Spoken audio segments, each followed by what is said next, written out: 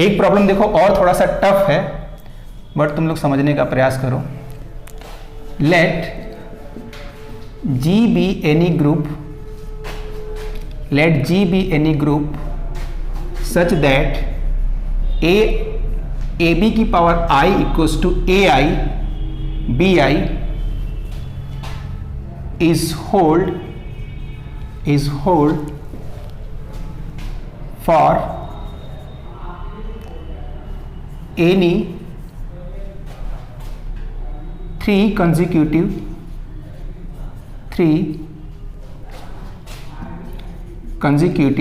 integers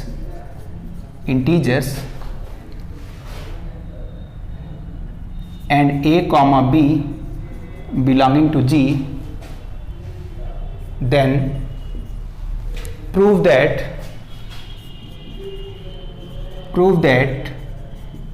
G is abelian। ठीक है, बहुत ही अच्छा सवाल है, इसको करने में नानी याद आ जाएगी। ठीक है हाँ, 3 कंसेक्यूटिव इंटीजर्स के लिए सी कहाँ मान रहे हो, आई जो लगा हुआ है ना, is hold for any 3 consecutive integers, I की बात कर रहा है। ठीक है, और ए बी तो बिलोंग कर रहा है जी में, ए बी तो ग्रुप का मेंबर है, आई क्या है बताओ, इंटीजर है। ठीक है, और ये वाली बात मतलब जैसे अगर आई की वैल्यू तुमने 2 रखी तो 2, 3, 4 के लिए, तीनों के लिए ये बात होल्ड हो रही हो। ठीक है, मीन्स अगर मैं आई की वैल्यू क्या पुट करता हूँ, 2 पुट करता हूँ, तो ए बी का होल स्क्वायर क्या होना चाहिए, ए स्क्वायर बी स्क्वायर होना चाहिए। अभी तुमने देखा अगर यही होल्ड कर जाता है तो क्या होता है, ग्रुप होता है। अभी पिछला क्वेश्चन तो इसी का एक हिस्सा था छोटा सा। अगर मान लो ये 3 ना होता, मान लो ये 2 ना होता, 3 होता, तो मतलब 3 के लिए होल्ड करना चाहिए, फिर किसके लिए, 4 के लिए होल्ड करना चाहिए, फिर 5 के लिए भी क्या करना चाहिए, होल्ड करना चाहिए। अगर ये तीनों बातें होल्ड होती हैं तब जी कैसा होगा, अबेलियन होगा।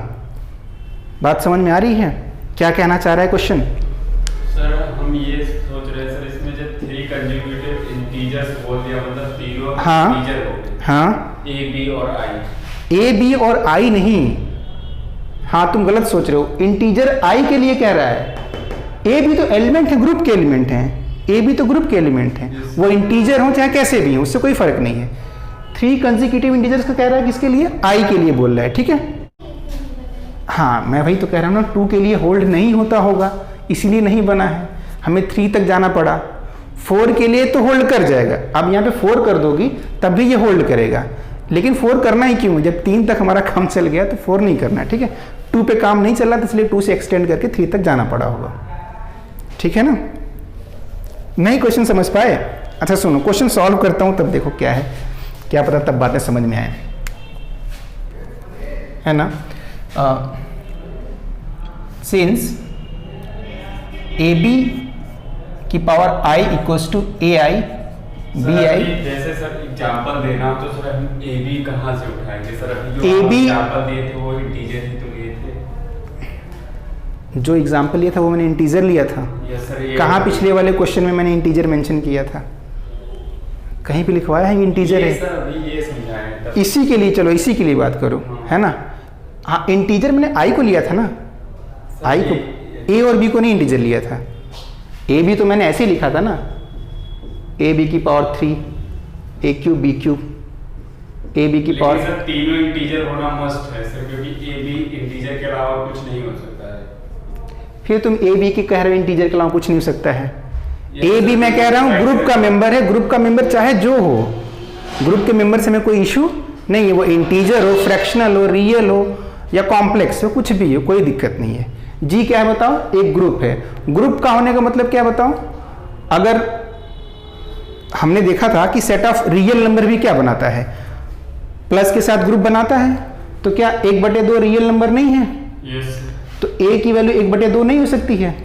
हो सकती है। बी की वैल्यू क्या ले लें, 3/2 ले लें या 3/4, कुछ भी ले लें, ये सब भी रियल नंबर है। तो कहाँ ए बी इंटीजर है? ये शर्त कहाँ है कि ए बी इंटीजर है? ए बी इंटीजर है ऐसी कोई शर्त नहीं है। ठीक है, केवल आई इंटीजर होगा। अब देखो जरा मैं इसको प्रूफ करता हूं तो शायद बातें समझ में आए।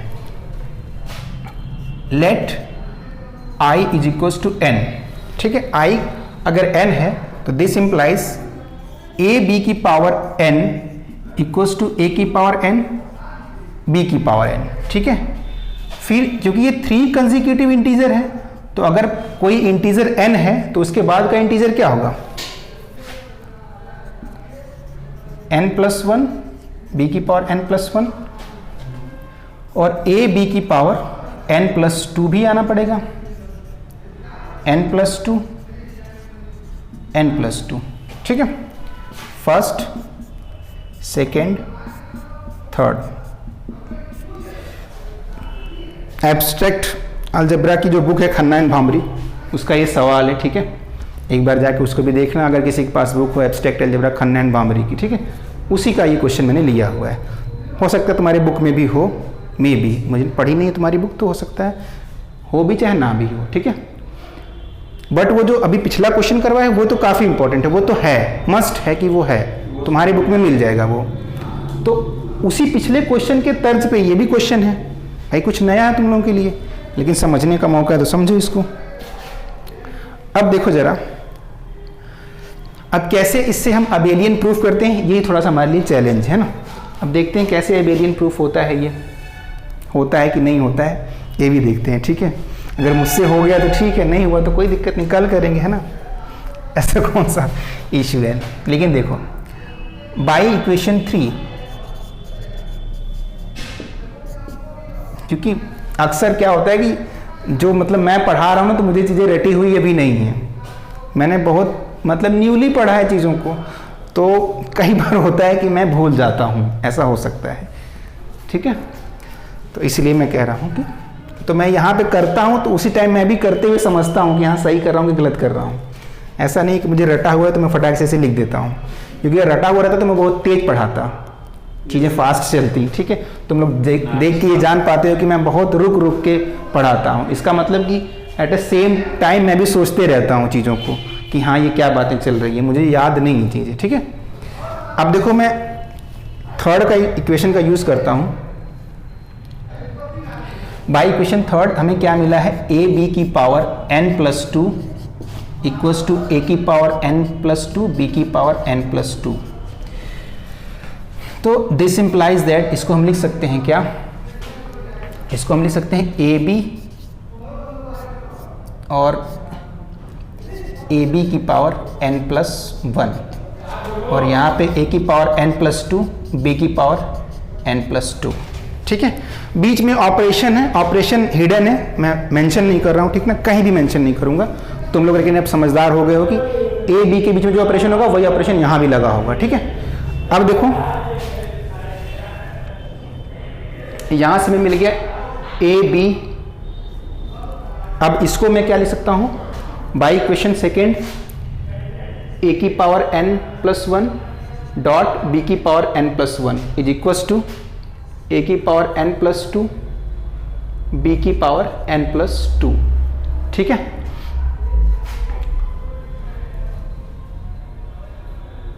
अब यहां से देखो, अगर यहां पे क्या लिख सकते हो, by equation second, equation second का यूज कर लिया हमने।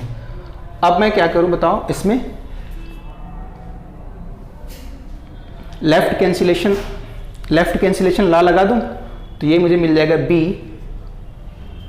a की पावर n+1 और b तो राइट डायरेक्ट, तो a की पावर n+1 और b भी, मतलब a operate b operate a की पावर n+1 ऑपरेट b की पावर n+1 ऐसे लिखा हुआ है, ठीक है। अब मैं ऑपरेशन मेंशन नहीं कर रहा हूँ, डायरेक्टली दिख रहा हूँ कि यहाँ पे a है और इधर a की पावर n+2 है, तो मतलब एक बार a इनवर्स से अगर मैं ऑपरेट कर दूंगा तो इधर a हट जाएगा और इधर एक पावर कम हो जाएगी, तो मैं उसी चीज़ को लिख दे रहा हूँ, ठीक है। तो ये क्या हो जाएगा, a की पावर n+1 और b की पावर n+2, मेंशन कर लो क्या, by left cancellation law, LCL, by left cancellation law, ये हो गया। अब देखो राइट साइड से भी कैंसिलेशन लॉ लगा सकते हैं, b की पावर n+1 है, यहाँ पे b की पावर क्या है, n+2 है, तो यहाँ पर क्या बचेगा, b बचेगा, इधर से पूरा खत्म। तो दिस इंप्लाइज क्या हो जाएगा, b a की power n+1 is equals to A की power n plus 1 b by right cancellation law, by right cancellation law. इसको कर लो 4, इसको कर लो 4। यहां तक बातें ना समझ में आई तो बताओ, कोई भी पॉइंट पे कहीं भी दिक्कत तो नहीं? ठीक है, अब मैं इक्वेशन सेकेंड को उठाऊंगा और सेम चीज करूंगा विद द हेल्प ऑफ, ये देखा मैंने किया क्या, मैंने इक्वेशन थर्ड को उठाया और इक्वेशन थर्ड में इक्वेशन सेकेंड का यूज करके इस रिजल्ट तक मैं पहुंच गया। अब मैं क्या करूंगा, इक्वेशन सेकेंड को उठाऊंगा और इसका यूज करते हुए एक अनदर रिजल्ट लेकर आऊंगा, ठीक है, और फिर उन्हीं दोनों को मर्ज करते हुए हम अबेलियन दिखा पाएंगे। देखो कैसे, हाँ बताओ, हाँ नोट कर लो, नोट कर लो, नोट कर लो फिर।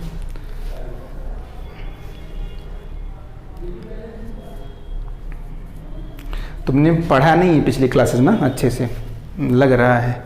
डॉगी तुम्हारा ठीक हुआ नहीं हुआ? क्या हुआ उसको? अच्छा हाँ, वो कौन सा डॉगी है?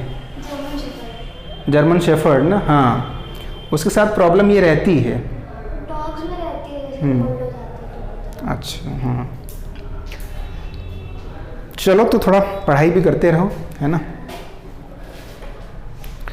ठीक है, इधर वाली चीज़ें मेंशन लिख लिया, इधर वाला तो हो गया होगा ना, इसको हटाते हैं। ठीक है, अब चलो ऊपर हटा देते हैं क्योंकि ये नीचे हमको फिर यूज़ करना पड़ेगा, ये थर्ड जो 3 इक्वेशन है, इसलिए ऊपर हटा देते हैं।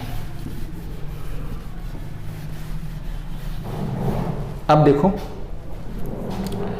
अब या यहाँ से देखो, नाउ पहले यहाँ थोड़ा सा लिख लेते हैं। नाउ बाई इक्वेशन सेकेंड हमें पता है ए बी की पावर n प्लस 1 क्या है, A N plus 1 B N plus 1। इसको मैं लिख सकता हूँ ए बी लिख सकता हूँ, और ए बी की power n A N plus 1 B N plus 1 by first, by equation first. अब इसको मैं क्या लिख सकता हूँ बताओ, इसको लिख सकता हूँ बी ए की पावर n b की पावर n, और इसको लिख सकता हूँ a n b n plus 1 by left cancellation law. Left cancellation law से ये लिख दिया। अब इसको मैं क्या लिख सकता हूँ, b a की power n is equals to a की power n b by right cancellation law. इसको बोल दिया मैंने क्या, इक्वेशन फिफ्थ। ठीक है, इक्वेशन फिफ्थ सही है। बताओ इसमें कोई दिक्कत तो नहीं है किसी ऑपरेशन में, किसी लाइन में, कि कोई लाइन एक लाइन से कैसे लिंक नहीं हो पाई? सारी लाइनें क्या हैं, एक दूसरे से इंटरलिंक हैं। ठीक है, और सबके रीजन से मैंने वहां पे सामने मेंशन कर दिया कि क्या रीजन से ये ऐसा हो रहा है। सर ये 22 सेकंड क्यों लिखा सर? कहाँ पे 22 सेकंड क्यों लिखा? सेकंड में। हाँ इसीलिए सर, इस नीचे में हाँ यस। बाई फर्स्ट लिखा है। बाई फर्स्ट क्या किया? अप्लाई कहाँ पे हुआ? यस सर, अच्छा नीचे अप्लाई किया ना मैंने ये, नीचे अप्लाई हुआ। हाँ नीचे ये अप्लाई हुआ है, लेकिन सही कह रहे हो, जब ए की पावर, हाँ ए के पावर ये नीचे अप्लाई हुआ है, तो इसको हटा लो। ठीक है, और फिर यहाँ पे डायरेक्ट मतलब एक स्टेप छूट गया है, एक तरह से ये कह लो बीच में एक स्टेप छूट गया है। चाहो तो लिख लो, चाहो तो फिर छूट गया तभी कोई दिक्कत नहीं है। ठीक ना, एक स्टेप देखो मिसिंग है यहाँ पे, मुझे लिखना चाहिए था बाद में, इसको थोड़ा ओपन करना चाहिए था। ठीक ना, मैंने ओपन नहीं किया, मैंने यहाँ पे ओपन भी कर दिया और साथ साथ लेफ्ट कैंसिलेशन ना, दोनों ऑपरेशन एक साथ यूज कर लिए हैं, तो थोड़ा सा इंटरलिंक बीच में टूटा है, वो सही कह रहा है। ठीक है, अब देखो अगर यही सब चीज़ें तुम्हें पकड़ में आ रही हैं तो इसका मतलब तुम्हें समझ में आ रहा है। ठीक है, ये चीज़ पकड़ना भी सीखो। अच्छा अब देखो,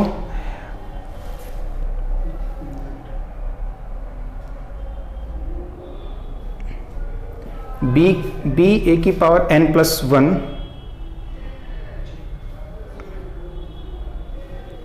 बी ए की power n plus 1 equals to है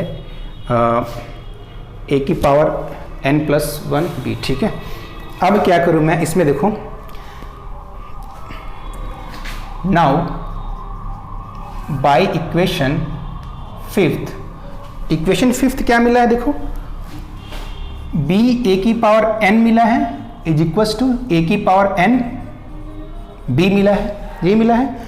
इसमें मैं a से ऑपरेट कर दे रहा हूं, a से क्या कर दूं, राइट ऑपरेट कर दूं, तो यहां पे a हो जाएगा और यहां पे a प्लस n प्लस 1 होगा ना, operating a by right side, ठीक ना। राइट से मैंने a को ऑपरेट कर दिया बाई इक्वेशन फिफ्थ में, तो हमको ये मिल गया।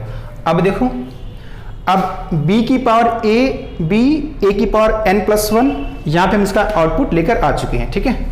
अब दिस इंप्लाइज क्या, उसको रिप्लेस कर दो, a की पावर n प्लस 1, a की power n plus 1 b is equals to a की power n b a by equation 4, ठीक है। अब दिस इंप्लाइज दैट, यहां से देखो हम क्या लगा लें, a की पावर माइनस n से ऑपरेट कर दें इसको लेफ्ट से, या क्या कह दें उसी को, लेफ्ट कैंसिलेशन लॉ कह दें। तो यहाँ पे क्या बचा, a बचेगा, b बचेगा, और यहाँ पे क्या बचेगा, a की पावर n खत्म, b a बचेगा बाई लेफ्ट कैंसिलेशन लॉ, और this implies g is abelian, hence proved. बताओ समझ में बात आई कि नहीं आई, कहीं पे कोई दिक्कत नहीं है, ठीक है। एक बार घर पे जाकर तुम देखना अच्छे से, है ना, मतलब मुझे ये तो पता चलता है किसको समझ में आ रहा है किसको नहीं आ रहा है, क्यों नहीं आ रहा है वो ऐसा कोई इसमें टफ नहीं है कि नहीं आ रहा है, बस ऐसा है कि तुमने प्रैक्टिस थोड़ा सा नहीं की है डे 1 से जो करवाई जा रही थी। अगर एक लड़का अभी फर्स्ट ईयर में आया था, उसको एकदम मैथ नहीं आती थी, उसने रेगुलर क्लास करना शुरू किया है, अभी तो वो सीक्वेंस एंड सीरीज का क्वेश्चन करा रहा था, तो देखते ही बता दे रहा है कि ये डाइवर्जेंट है कि कन्वर्जेंट है। तो मैंने उसको यही बात समझाई कि हाँ चलो रेगुलरिटी मेंटेन करोगे अगर तो मैथ समझ में आती है, लेकिन अगर रेगुलरिटी बीच में एक भी दिन छूटी तो फिर गायब हो जाती हैं चीज़ें, ठीक है। तो यहाँ तक का मामला ख़त्म है। अब जो ये 3 इक्वेशन इसलिए दिया शायद सबका यूज हो रहा है, सेकंड का फर्स्ट तो का, मैं वही तो कह रहा हूँ ना कि 3 तक में बातें सही हो रही होंगी, इसीलिए मैंने उसका किया गया है। अब 4 तक तुम लेकर करोगे भी क्या, 3 में ही काम तुम्हारा हो गया, तो 4 क्यों लेना। 3 हाँ, आई की ही बस बात हो रही है, ठीक ना, और किसी की बात नहीं हो रही है। मैंने वही कहा कि क्वेश्चन एक बार करो तो तुम्हें समझ में आ जाएगा। हो सकता है कभी कभी आंसर में चीज़ें समझ में आती हैं, क्वेश्चन ही ना समझ में आए, ठीक है। तो ये क्वेश्चन काफ़ी अच्छा था और इतना जल्दी होने वाला भी नहीं था, लेकिन हो गया है, ठीक है। और अभी तुम लोग एग्जाम में आएगा तो ये करने की स्थिति में नहीं हो, गड़बड़ कर दोगे, अभी कर लोगे, अगर भूल गया तो हाँ दिक्कत होगी, ठीक है। तो इसको 2-3 बार प्रैक्टिस करोगे तो समझ में आ जाएगा, ठीक है। अब नेक्स्ट ग्रुप में देखो, ऐसा कोई सवाल नहीं बचा होगा ग्रुप की डेफिनेशन से जो बनता है वो मैंने टच ना किया, मतलब टाइप्स एक तरह से मैं कह लूँ तो सारे टाइप्स के सवाल मैंने टच करवा दिए, ठीक है। और कोई भी एक्सरसाइज का सवाल भी तुमसे बचना नहीं चाहिए। अब नेक्स्ट टॉपिक क्या शुरू करते हैं, order of group, order of an element के बारे में चर्चा कर लें क्या। ऑर्डर ऑफ एन एलिमेंट क्या होता है, ठीक है। Order of A group,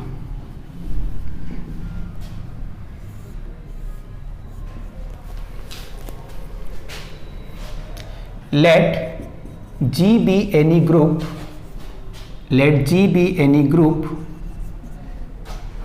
and A belongs to G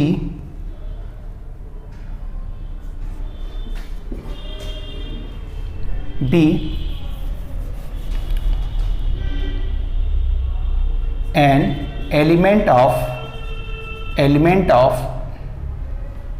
G, या चलो लिख ही दिया है, let A be any element of G such that there exist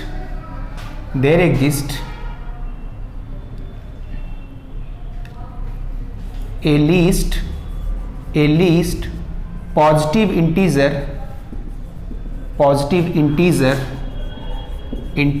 n such that a की power n is equals to e, where where E is identity element of G.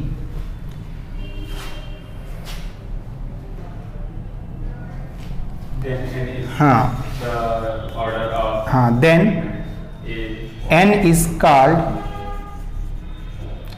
order of A and denoted as order of A. ठीक है, मतलब n एक क्या ऐसा smallest positive integer है जिसकी power करने पर, है ना। अब क्लास तो नहीं, हाँ क्लास तो नहीं, 4 बजे क्लास होगी, ठीक है। अब जरा देखो ऑर्डर ऑफ ए का मतलब क्या है ना। हियर ए की पावर n मीन्स क्या है, ए की पावर n का मीन क्या है बताओ। A operate A dot dot operate A, कितनी बार बताओ ये ऑपरेट हुआ हुआ, n टाइम्स ये ऑपरेट हुआ हुआ, ठीक है। अब अगर एडिशन है, मान लो ऑपरेशन तुम्हारा एडिशन है, तो a की पावर n का मतलब क्या हुआ, फिर a plus a plus a plus a होगा। n अगर तुम्हारा ऑपरेशन मल्टीप्लिकेशन है तो a की पावर n का मतलब क्या हुआ, a multiply a n times, ठीक है ना। मतलब इतनी बार ऑपरेट हाँ, तक कि वो आइडेंटिटी एलिमेंट ना मिले। या इसी लैंग्वेज को दूसरी तरीके से भी लिखा जा सकता था, हालांकि मैंने थोड़ा अलग लैंग्वेज में लिख दिया, जो मुझे लैंग्वेज समझ में है वे लिख दिया, ठीक है, ये गलत नहीं है। मतलब ऐसे लोग लिखते हैं ना कि अगर a की power n equals to identity हो और अगर कोई दूसरा एलिमेंट मिले, मतलब इंटीजर मिले कि a की पावर m बराबर आइडेंटिटी हो, तो ये इंप्लाई करे कि n डिवाइड करता हो m को। वही जो ग्रेटेस्ट कॉमन डिवाइजर, हाँ वही मैं बात कर रहा हूँ ना, उस तरह से भी ग्रुप की मतलब ऑर्डर की डेफिनेशन लिखी रहती है कि अगर एक n इंटीजर तो आइडेंटिटी दे, और अगर कोई m हो वो उसके लिए भी आइडेंटिटी दे, तो n क्या करे। हाँ वही मैंने वो चीज़ें लैंग्वेज में लिख दी हैं बस सारी चीज़ें, ठीक है।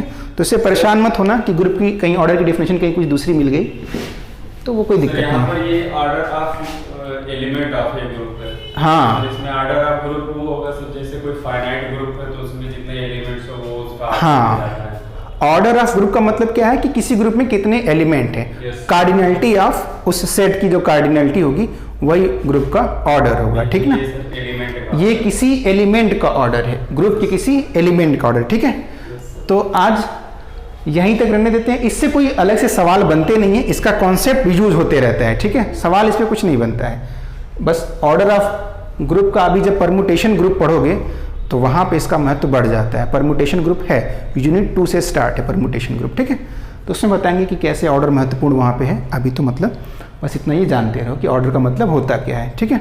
अब नेक्स्ट जो कल स्टडी करना है हमको वो है सब ग्रुप के बारे में। तो सब ग्रुप क्या करो, घर से एक बार पढ़ के आओ, है ना। तो मैं यहाँ पे चर्चा भी करूँगा तो ज़्यादा समझ में आएगा, ठीक है। और जितने भी क्वेश्चन हैं ग्रुप के वो सारे सब लगा डालो, और रिलेशन सेट और फंक्शन का, इक्विवेलेंस क्लासेस वगैरह का अगर कोई सवाल बचता है तो वो भी पूछ लो, ठीक है, उसको भी करवा दिया जाए, ठीक है। तो चलो ठीक है, आज बस यहीं तक ख़त्म करते हैं।